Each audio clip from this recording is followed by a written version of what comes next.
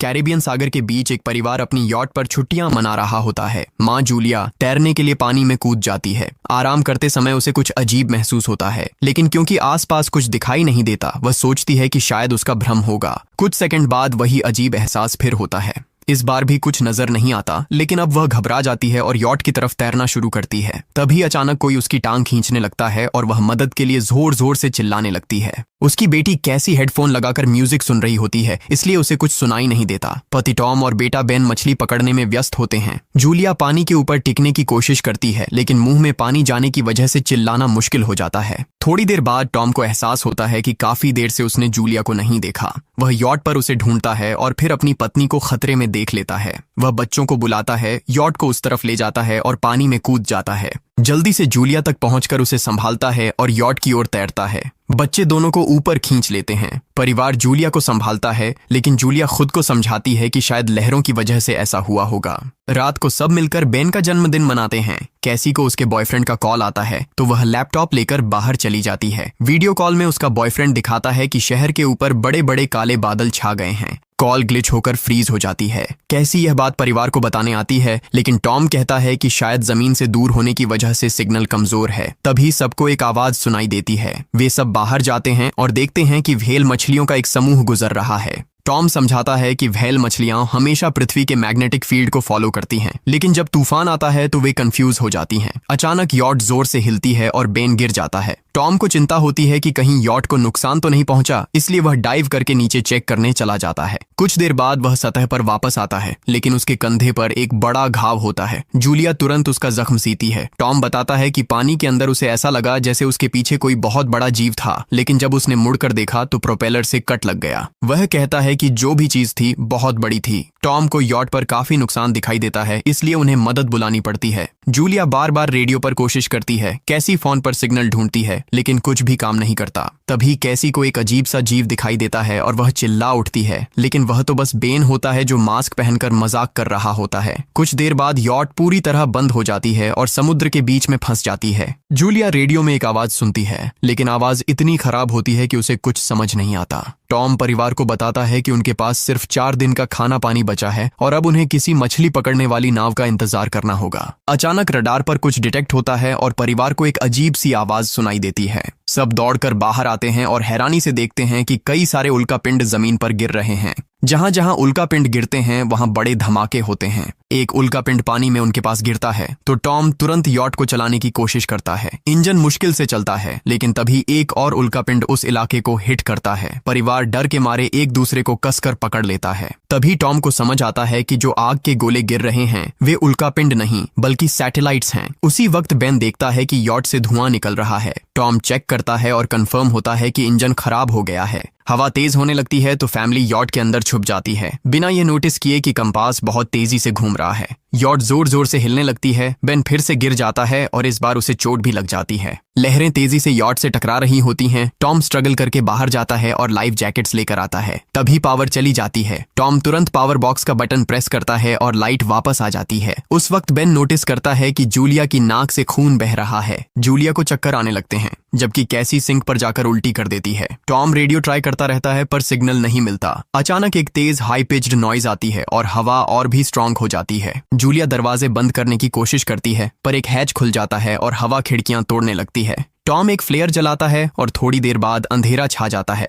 अगली सुबह family shock में उठती है कि वो स्टॉर्म से बच गए हैं, लेकिन यॉट आधी तबाह हो गई होती है। जब वो बाहर आते हैं तो देखते हैं कि समुद्र का पानी गायब हो गया है और यॉट अब जमीन पर अटकी है। सब ये देखकर शॉक में आ जाते हैं। कैसी सिग्नल चेक करती है पर नेटवर्क बिल्कुल डाउन होता है। बेन 2 मरे हुए केकड़ों से खेलने लगता है। टॉम कंपास चेक करता है और देखता है कि वो उल्टा हो गया है। ये आखिरी बार 7 लाख साल पहले हुआ था। कैसी को लगता है कि उसका बॉयफ्रेंड मर गया होगा और वो टूट जाती है। जब जूलिया उसे समझाने आती है तो कैसी उसे दूर कर देती है और छुपने चली जाती है। जूलिया और टॉम बची हुई सप्लाईज देखते हैं। बेन अपने बर्थडे बलून्स एक पत्थर से बांध देता है ताकि शायद कोई बचा हुआ सर्वाइवर देख ले। टॉम फिर रेडियो ट्राई करता है और इस बार एक आदमी से कनेक्शन हो जाता है। उसका नाम नाव होता है और वो एक सबमरीन का कैप्टन होता है। उसकी सबमरीन भी लैंड पर अटक गई है। वो कंफर्म करता है कि मैग्नेटिक पोल्स रिवर्स हो गए हैं, इसलिए ओशन पीछे हट गया है और जमीन डूब गई है। वो कहता है कि उसने अभी तक और सर्वाइवर्स नहीं देखे और कम्युनिकेशन सिस्टम्स बिल्कुल डाउन हो गए हैं। वो मजीद ये भी कहता है कि पोल्स फिर रिवर्स होंगे और शायद एक हफ्ते में समुंदर वापस आ जाएगा।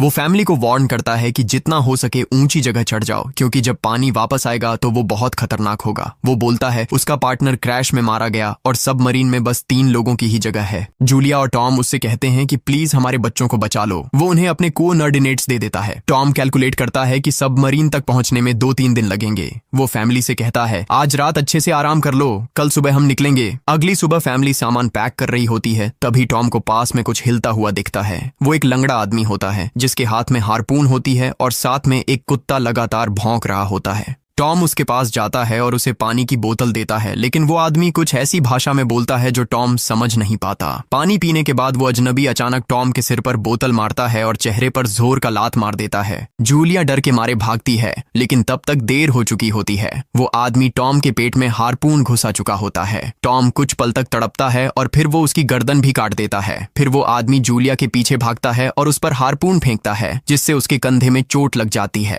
जूलिया दर्द सहते हुए यॉट के अंदर भागती है और बच्चों को बोलती है कि छुप जाओ। वो दरवाजा लॉक कर देती है। कैसी और बेन सोफे के अंदर घुस जाते हैं। जूलिया उन्हें फ्लेयर गन पकड़ाती है और खुद एक चाकू लेकर बाथरूम में छुप जाती है। वो आदमी दरवाजे पर जोर जोर से धक्के मारता है और आखिर अंदर घुस ही जाता है। पहले वो थोड़ा खाना उठाता है और फिर यॉट में इधर उधर ढूंढने लगता है, फिर बाथरूम की तरफ जाता है, लेकिन जूलिया समझदारी से एक छोटे छेद से बाहर निकल जाती है। वो आदमी सोचता है कि जूलिया भाग गई, लेकिन जैसे ही वो धीरे से निकलने लगती है, उसका कुत्ता उसे देख लेता है और भौंकने लगता है। कुत्ता उस पर झपटता है तो जूलिया चाकू से उसे मार देती है। कुत्ते की चीख सुनकर वो आदमी बाहर आता है और अपने कुत्ते की लाश देखकर आग बबूला हो जाता है। इस बीच जूलिया यॉट के दूसरे साइड से अंदर जाने की कोशिश करती है। वो ऊपर चढ़कर टूटी हुई खिड़की से अंदर घुसने लगती है, लेकिन वो आदमी पहले ही वहां पहुंच जाता है। वो उसे पकड़कर जोर से मुक्का मारता है, जिससे वो नीचे गिर जाती है। जूलिया फर्नीचर पकड़कर बचने की कोशिश करती है, लेकिन वो आदमी उसे लात मारकर दूर फेंक देता है। फिर वो उसकी कलाई पर पैर रख देता है ताकि वो चाकू छोड़ दे, और फिर उसके बाल पकड़कर उसका चेहरा जमीन पर दे मारता है और सोफे पर फेंककर उसका गला दबाने लगता है। बच्चे ये सब कुछ देख रहे होते हैं। कैसी बाहर निकलकर फ्लेयर गन चलाती है जो सीधा उस आदमी को लगती है। वो जल उठता है और यॉट में आग फैलने लगती है। बच्चे तुरंत भाग जाते हैं, लेकिन जूलिया वापस आती है। वो उसे एक किक मारकर गिराती है, मैप और बैग उठाती है और वहां से भाग जाती है। बेन और कैसी अपने पापा के पास जाकर रोने लगते हैं। जूलिया भी उनके साथ बैठ जाती है और तीनों मिलकर आंसुओं के साथ टॉम को आखिरी अलविदा कहते हैं। तभी वो डरावना आदमी फिर यॉट से बाहर निकल आता है तो फैमिली फिर से भागने लगती है। कुछ ही देर में यॉट एक बड़े धमाके के साथ उड़ जाती है। थोड़ी दूर चलने के बाद वो लोग एक छोटे से झरने के पास रुकते हैं ताकि थोड़ा आराम कर सकें। कैसी सोचती है कि शायद वो पागल आदमी उनके पास गुब्बारे देखकर आया था। ये सुनकर बेन खुद को कसूरवार मानने लगता है। जूलिया उसे समझाती है कि इसमें उसकी कोई गलती नहीं थी और सबको आगे बढ़ने को कहती है, क्योंकि वो आदमी अभी भी उनके पीछे है। रास्ते में एक छोटे तालाब के पास बेन एक मरी हुई हैमरहेड शार्क देखकर हैरान रह जाता है। तभी जूलिया नोटिस करती है कि वो आदमी फिर उनके करीब पहुंचने वाला है। सब लोग दौड़ पड़ते हैं और एक रेत के टीले से नीचे गिर जाते हैं, जहां उन्हें जहरीला कचरा दिखाई देता है। फैमिली सावधानी से उसे पार करती है और लगता है कि उन्होंने उस आदमी से पीछा छुड़ा लिया है। चलते चलते उन्हें बड़े बड़े मरे हुए सी एनिमल्स और समुंदर के नीचे जमा हुआ सारा प्लास्टिक दिखने लगता है। बेन धीरे धीरे चलने लगता है तो जूलिया समझ जाती है कि वो डिहाइड्रेशन के करीब है। वो सबको रुकने को कहती है। जब वो पानी की बोतल देखती है तो उसे झटका लगता है। बोतल में पानी लगभग खत्म हो चुका होता है। कैसी को एहसास होता है कि शायद उसने बोतल ठीक से बंद नहीं की थी। जूलिया गुस्से में चिल्लाती है कि उसकी लापरवाही की वजह से पानी खत्म हो गया। कैसी जवाब देती है, क्या फर्क पड़ता है, वैसे भी हम बचने वाले नहीं हैं। दोनों के बीच लंबी बहस होती है, फिर भी फैमिली आगे चलती रहती है। कुछ देर बाद उन्हें एक क्रैश हुआ प्लेन मिलता है। अंदर कुछ हिलता डुलता देख सब डर जाते हैं, लेकिन वो सिर्फ कुछ पक्षी होते हैं। फैमिली तय करती है कि रात यहीं प्लेन के अंदर गुजारेंगे। वो थोड़ा सा स्नैक शेयर करते हैं और जूलिया को टॉम की जैकेट में एक फैमिली फोटो मिलती है, जिसे देखकर उसका दिल टूट जाता है। कैसी पूछती है, मॉम आप और डैड की लव स्टोरी क्या थी? जूलिया मुस्कुराकर बताती है, टॉम हॉस्पिटल में मेरा पेशेंट था। फिर एक दिन उसने फूल और एक प्यारी सी कविता देकर अपना प्यार जताया था। रात के बीच में कैसी प्लेन से बाहर जाती है। तभी वो डरावना आदमी उसे पीछे से पकड़ने की कोशिश करता है, लेकिन जूलिया अचानक पीछे से उस पर टूट पड़ती है और बार बार चाकू से वार करके उसे मार देती है। कैसी अपनी माँ को गले लगाकर शांत करती है। अगली सुबह उस आदमी की लाश पर कीड़े गुंड पड़े होते हैं। फैमिली नोटिस करती है कि उसके शरीर पर कई काटने के निशान हैं, मतलब इस एरिया में कोई खतरनाक जीव छिपा हुआ है। जैसे ही वो लोग वहां से से निकलते हैं, केकड़े उसके मुंह से बाहर निकल आते हैं। कुछ घंटों बाद जूलिया और कैसी मैप देख रही होती हैं, लेकिन बेन धीरे से आगे निकल जाता है। जूलिया चिल्लाती है, रुक जाओ, लेकिन बेन एक तालाब में झुककर पानी पीने लगता है। जूलिया तुरंत उसे खींचकर बाहर निकालती है और समझाती है कि अनजान पानी उसे बीमार कर सकता है। धूप बहुत तेज हो जाती है तो फैमिली अपने सिर कपड़ों से ढक लेती है। बेन को चक्कर आने लगते हैं। तभी उन्हें कुछ पुराने कुर्सियां मिलती हैं और जूलिया कैसी उनसे एक टेम्पररी शेल्टर बना लेती हैं। जूलिया बेन को इंजेक्शन लगाती है और तय करती है कि वो रात वहीं बिताएंगे। सुबह जूलिया एक अजीब सी आवाज सुनकर उठती है। बाहर जाकर देखती है तो क्रैब्स का एक बड़ा झुंड उनकी तरफ आ रहा होता है। वो तुरंत बच्चों को उठाती है और तीनों भागना शुरू कर देते हैं। भागते भागते उन्हें एक बड़ा कार्गो शिप दिखाई देता है। वहां 3 क्रू मेंबर्स जिंदा होते हैं। एक औरत उनकी मदद करना चाहती है, लेकिन बाकी 2 आदमी मना कर देते हैं और तीनों फैमिली को बाहर छोड़कर कंटेनर लॉक कर लेते हैं। क्रैब्स पास आ जाते हैं। जूलिया बच्चों को कंटेनर के ऊपर चढ़ाती है। खुद जब चढ़ने लगती है तो क्रैब्स उसके पैर को जोर से काट लेते हैं। बच्चे उसे खींचकर ऊपर चढ़ाते हैं, नहीं तो वो नीचे गिर जाती। कंटेनर के एक छेद से आधे क्रैब्स अंदर घुस जाते हैं। क्रू मेंबर्स फायरिंग शुरू करते हैं, लेकिन क्रैब्स उन पर हावी हो जाते हैं और दोनों को मार डालते हैं। आखिरी आदमी छत के होल तक पहुंचता है, लेकिन क्रैब्स उसे भी नीचे खींच लेते हैं और वो भी मर जाता है।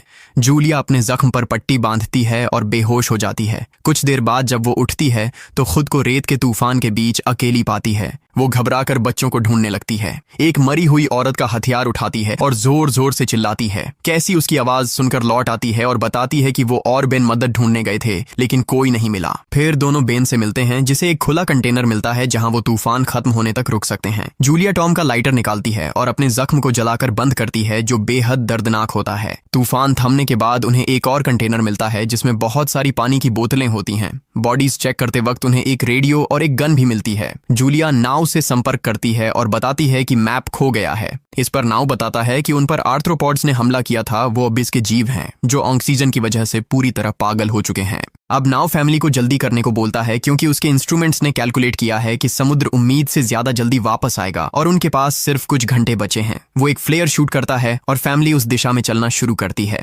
लंबी वॉक के बाद फैमिली को एक टूटा हुआ टॉयलेट मिलता है जिसमें बेन पेशाब करता है। अब वो लोग आखिरकार सबमरीन को पास ही देख लेते हैं, लेकिन वहां पहुंचने के लिए उन्हें एक बड़ा चट्टानी रास्ता पार करना होगा। जैसे ही वो रास्ते से गुजरते हैं, दीवारें हिलने लगती हैं और पत्थर गिरने लगते हैं, जिससे एक भयानक रॉक स्लाइड हो जाता है। जूलिया तुरंत अपने बच्चों को साइड में धक्का देती है और खुद भी पीछे हट जाती है ताकि कुचली न जाए। अब एक पत्थर की दीवार उनके बीच आ गई है। जूलिया बच्चों से कहती है कि वो बिना उसके आगे बढ़ जाए, लेकिन कैसी मना करती है और जोर देती है कि उसकी माँ को चढ़ने की कोशिश करनी चाहिए। बहुत बहस होती है और चिल्लाने के बाद जूलिया वादा करती है कि वो बाद में अपने बच्चों को ढूंढ लेगी। मजबूर होकर कैसी अपने भाई को खींचकर आगे ले जाती है। बच्चे चट्टानी रास्ता चढ़कर सबमरीन की तरफ भागते हैं, लेकिन वहां पहुंचकर देखते हैं कि नाव बाहर खून में लथपथ पड़ा है। वो समझाता है कि उसके लिए सब खत्म हो गया है और अब बच्चे सबमरीन ले सकते हैं। ये सोचकर कि एक एक्स्ट्रा जगह होगी, कैसी वापस अपनी माँ को ढूंढने भागती है। तभी जूलिया केकड़ों को आता देखती है और वो फायरिंग शुरू कर देती है। कुछ केकड़ों को वो मार देती है, लेकिन झुंड बहुत बड़ा होता है और सबसे लड़ना मुश्किल हो जाता है। उसी वक्त कैसी दीवार के ऊपर दिखाई देती है और हाथ आगे बढ़ाती है तो जूलिया अपने घायल पैर के बावजूद तेजी से चढ़ना शुरू करती है। कैसी की मदद से वो दूसरी तरफ पहुंच जाती है और दोनों साथ में सबमरीन की तरफ भागते हैं। बेन पहले से ही ऊपर खड़ा होता है और फायर खोल देता है ताकि केकड़े डिस्टर्ब रहें जब तक फैमिली ऊपर चढ़ जाए। केकड़े नाव के शरीर तक पहुंचते ही तुरंत उसे खाने लग जाते हैं। जूलिया गन उठाती है और फायरिंग जारी रखती है जब तक बच्चे अंदर चले जाएं। जब वो सुरक्षित हो जाते हैं, जूलिया समझती है कि गोलियां खत्म हो गई हैं, तो वो गन केकड़ों पर फेंक देती है और अपने बच्चों के साथ अंदर चली जाती है। फैमिली हैच को अच्छे से लॉक करती है और खिड़की से केकड़ों को सबमरीन के चारों तरफ देखती है। इसी वक्त समुद्र वापस आ जाता है तो तीनों तुरंत अपनी सीटों पर बैठकर बेल्ट पहन लेते हैं और एक दूसरे का हाथ पकड़ लेते हैं। तेज लहरें सबमरीन को जोर जोर से इधर उधर फेंकना शुरू कर देती हैं, जिससे जूलिया को पूरी जर्नी के विजन दिखने लगते हैं और कैसी उल्टी कर देती है। जल्दी ही वो हाई पिच आवाज वापस आती है और फैमिली बेहोश हो जाती है। कुछ देर बाद जूलिया और बच्चे होश में आते हैं और खुद को जिंदा देखकर खुश होते हैं। वो हैच अनलॉक करके बाहर निकलते हैं और देखते हैं कि लहरों ने सबमरीन को एक तबाह शहर में गिरा दिया है। यानी अब जिंदा रहने और नया जीवन शुरू करने की उम्मीद है। और यहीं पर फिल्म खत्म होती है। चैनल को सब्सक्राइब करना न भूलें और बेल आइकन जरूर दबाएं ताकि आपको ऐसे ही मजेदार वीडियो मिलते रहें।